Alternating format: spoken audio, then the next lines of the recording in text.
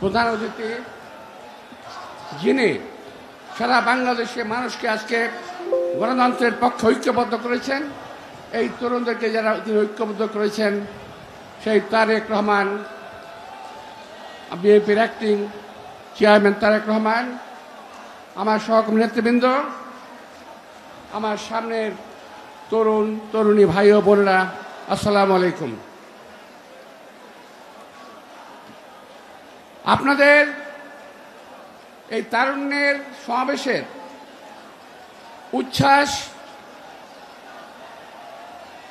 এবং যে একটা বার্তা, এই বার্তা আমাকে অত্যন্ত বেশি রকম আন্দোলিত করেছে।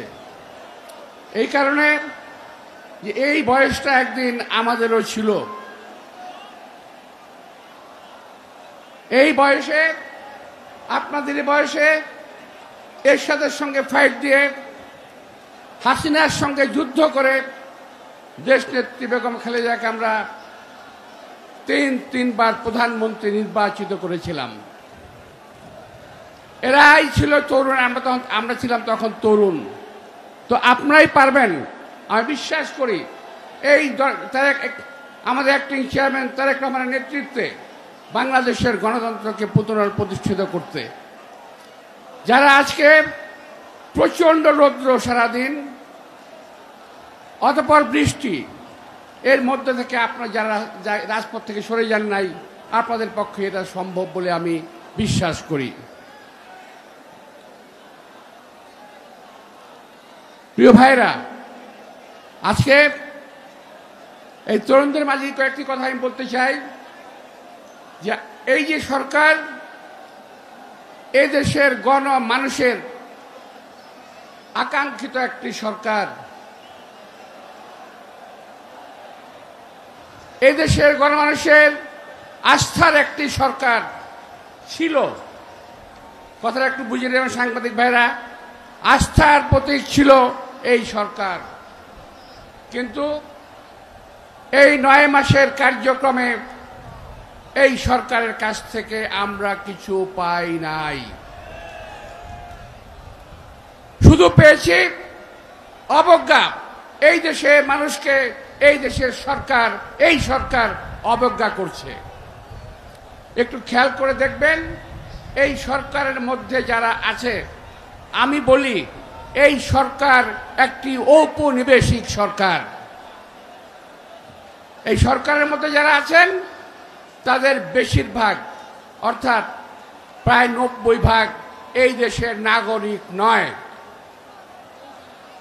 আন্দোলন করলে এই দেশের ছাত্র জনতা, আর কাঁধে চেপে বসেছেন ওনারা, আমাদের ঘাড়ে চেপে বসেছেন। ওনারা বলেন সংস্কার করবেন, সংস্কার করে নির্বাচন দেবেন। এই 9 মাসে যারা পারেন নাই, 9 বছরও পারবেন না, 90 বছরও পারবেন না। সুতরাং এই দেশের জনগণের কাছে ক্ষমা চেয়ে আপনি দয়া করে একটা ব্যবস্থা নেন। কি ব্যবস্থা নেবেন আপনারা ভালো বলতে পারবেন। আজকে আমরা এই সরকারের কাছ থেকে কয়েকটি জিনিস আমি ব্যক্তিগতভাবে জানতে চাই।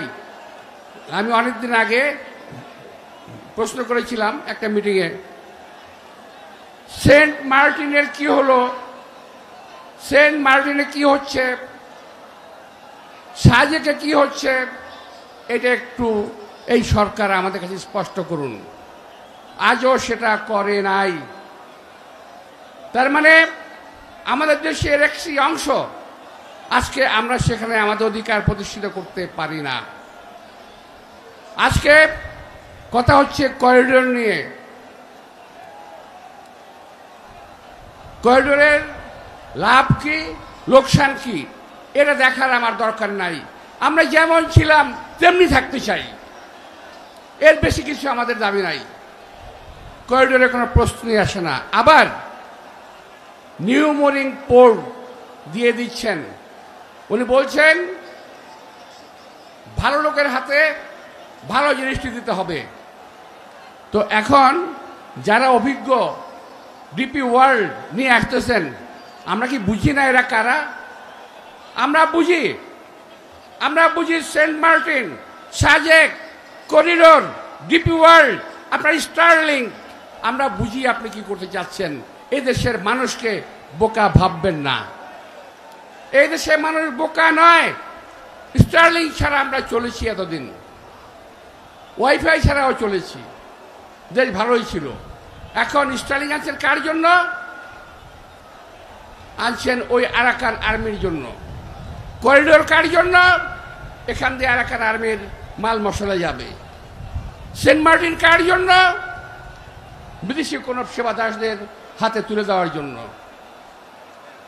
প্রিয় ভাইরা, এই তরুণ সমাজ, এই যুবক সমাজ যদি আমার কথা বুঝে থাকেন, একজন তরুণ বেঁচে থাকতো এই দেশের ভৌগোলিক অখণ্ডতা আমরা কখনো বিঘ্নিত হতে দেব না। কেউ কেউ বলেন বাংলাদেশের মানচিত্র পরিবর্তন হয়ে যেতে পারে। আমি একটু জানতে চাই কি ধরনের পরিবর্তন হবে? মানচিত্র কি বড় হবে না ছোট হবে? এটা একটু দয়া করে ব্যাখ্যা করবেন। ওদের কাজ কর্ম কথাবার্তায় মানুষের ভিতরে, দেশপ্রেমিক মানুষের ভিতরে আজকে ভীতির সঞ্চার হয়েছে। আমরা যখন ভোটের কথা বলি, ওনারা তখন সংস্কারের কথা বলেন, 9 মাসে সংস্কার করতে পারলেন না। আমরা যখন কাজের কথা বলি, তখন ওনারা অপকর্মের কথা বলেন, আপনারা শেষ করতে পারেন না, আপনারা কোনো কাজ শেষ করতে পারবেন না। কারণ আপনারা এখন সকলেই এই সরকারের অভ্যন্তরে মাথা থেকে পচন ধরেছে, এই সরকারের মাথা থেকে পচন ধরেছে, নিচ পর্যন্ত পৌঁছে গেছে। এই সরকার যদি এইভাবে চালায়, আরো আওয়ামী লীগ যা ক্ষতি করেছে তার চেয়ে অনেক বেশি ক্ষতি হয়ে যাবে। সুতরাং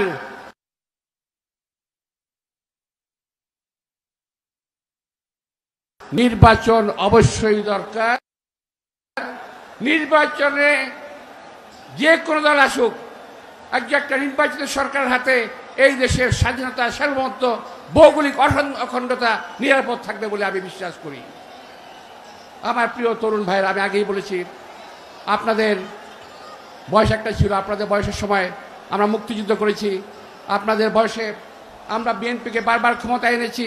ইনশাআল্লাহ আপনাদের সাহস, আপনাদের শক্তি, আপনাদের কার্যক্রম সবকিছু মিলেই আমাদের নেতা অ্যাক্টিং চেয়ারম্যান তারেক রহমানের নেতৃত্বে এগিয়ে যাবেন, এটা আশা করি। পরিশেষে একটি কথা বলে আমি শেষ করতে চাই। প্রিয় ভাইয়েরা, কথাটা একটু ভালো করে শুনবেন। কথাটি হলো, বাংলাদেশে বিভিন্ন লোক বিভিন্নভাবে ব্যাপকভাবে চাঁদাবাজি করছে এবং সেটার দোষ বিএনপির উপরে চাপিয়ে দেওয়ার চেষ্টা করছে।